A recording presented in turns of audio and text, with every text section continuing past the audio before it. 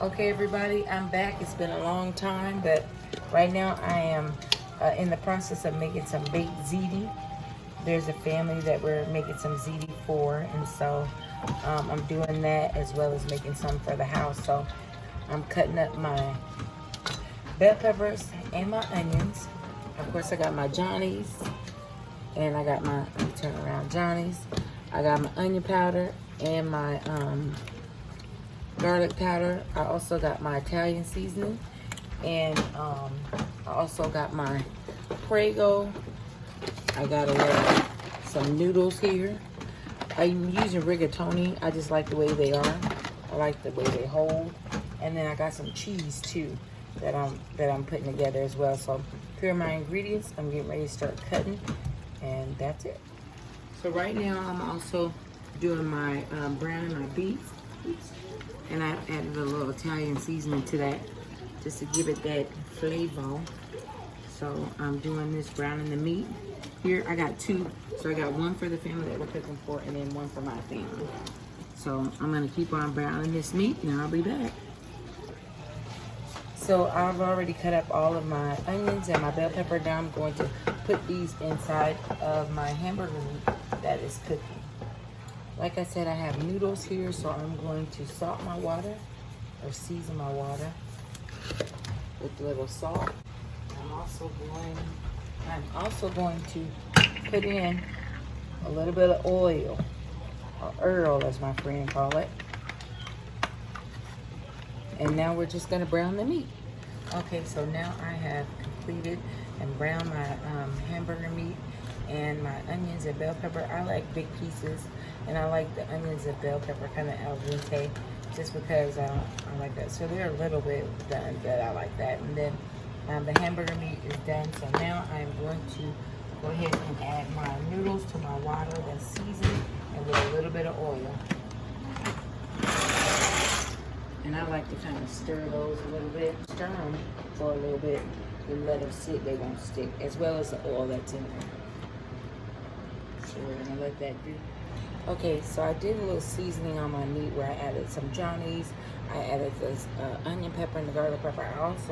Onion powder and garlic powder. I also wanted to remind you that you want to drain your meat because you don't want it to be greasy. So I did use a strainer, and I drained my meat. Now I'm going to add in the sauce. So you could use your favorite sauce. I use Prego, and we're gonna put that in there. I like mine saucy, so I'm gonna add this in. Okay, and so now we have where I've added in my sauce to it. But what I want, I know there's a debate going around about some people don't put sugar in their spaghetti, right? Well, we do.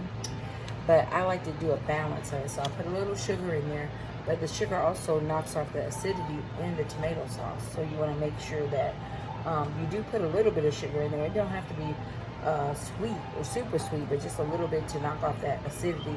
And then you want to add in, some seasoning. And I kind of do a balance of like salty, sweet.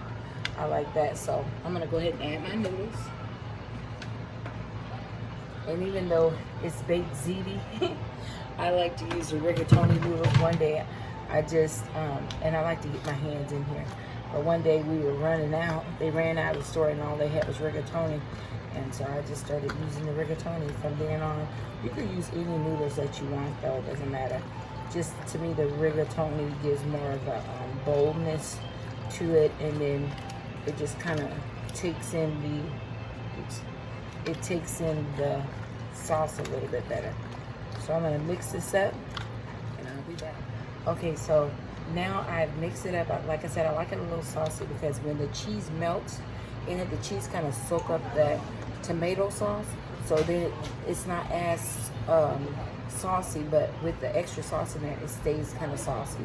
And then I added some cheese to it, and I'm gonna mix this in with the cheese, and then put it on top, put it in the oven at 400 degrees.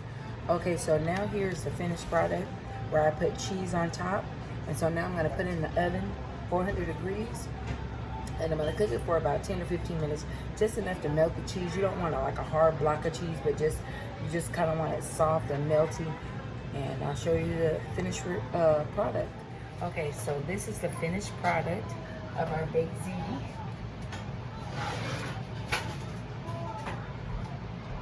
So it looks kind of like this when you take it out. Ooh, child, look at it. Yeah. But that's the baked ziti. I'll taste a little bit too. That's good. Let me give you a little background before you go. This dish was something that my cousin Adrian, Spain, she is the one who originated this dish. She cooked it at my sister's wedding. And I seen her doing all this stuff and whatever, but so I just took it on as my own, and now I sell this dish all the time. Everybody loves it. You can ask anybody about this dish. Don't forget your seasoning, you know, don't forget your onions and your bell peppers and all this in together. It is so good.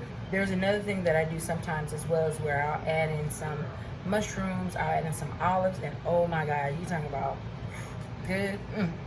It is so good. So that's another thing. I've also done a vegetarian one as well. So just some little ideas. Like I said, don't forget to do all that I said before. Like, comment, and subscribe, and turn on your post notifications. Thank you guys. Peace.